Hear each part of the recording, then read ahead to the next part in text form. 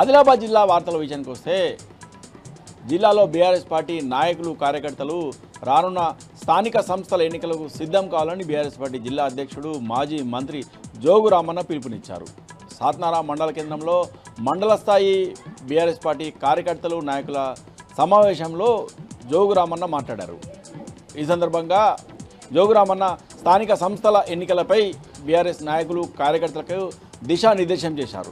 గత 10 ఏళ్ల కాలంలో బీఆర్ఎస్ ప్రభుత్వ హయాంలో అన్ని వర్గాలకు సంక్షేమ అభివృద్ధి ఫలాలు అందించామని, అయితే కాంగ్రెస్ ప్రభుత్వ హయాంలో మాత్రం 6 గ్యారంటీల పేరుతో కాంగ్రెస్ ప్రభుత్వము ప్రజలను మోసం చేసిందని, గత బీఆర్ఎస్ ప్రభుత్వ పాలనలో జరిగిన అభివృద్ధిని వైపు వివరిస్తూనే కాంగ్రెస్ పాలన వైఫల్యాలను ప్రజలకు వివరించాలని రానున్న స్థానిక సంస్థ ఎన్నికలకు బీఆర్ఎస్ పార్టీ నాయకులు కార్యకర్తలు సిద్ధం కావాలని సందర్భంగా జోగు రామన్న పిలుపునిచ్చారు.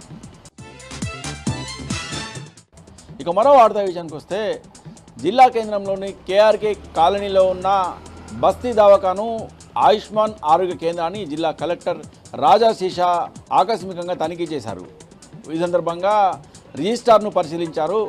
అలాగే ఆరోగ్య కేంద్రంలో సిబ్బంది పనితీరును సమీక్షించారు. ఈ సందర్భంగా జిల్లా కలెక్టర్ రాజా శీషా మాట్లాడుతూ ప్రజలకు మెరుగైన సేవలు అందించాలని సిబ్బందికి సూచించారు.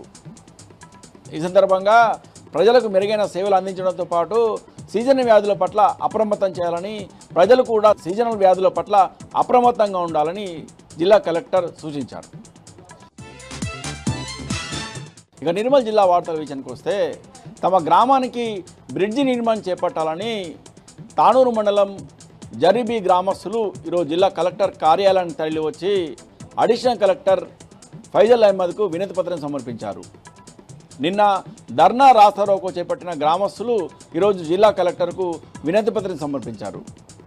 బ్రిడ్జి లేకపోవడం వల్ల తమకు వర్షాకాలంలో ప్రతి సంవత్సరం కూడా ఇబ్బందులు ఎదుర్కొంటున్నామని, రాకపోకలకు తీవ్ర ఇబ్బందులు గురవుతున్నామని, ఇప్పటికైనా అధికారులు వెంటనే స్పందించి జరీబీ గ్రామ సమీపంలో బ్రిడ్జిని నిర్మించాలని ఈ సందర్భంగా విజ్ఞప్తి చేశారు. లేని పక్షంలో దశలవారీ ఆందోళన చేస్తామని హెచ్చరించారు.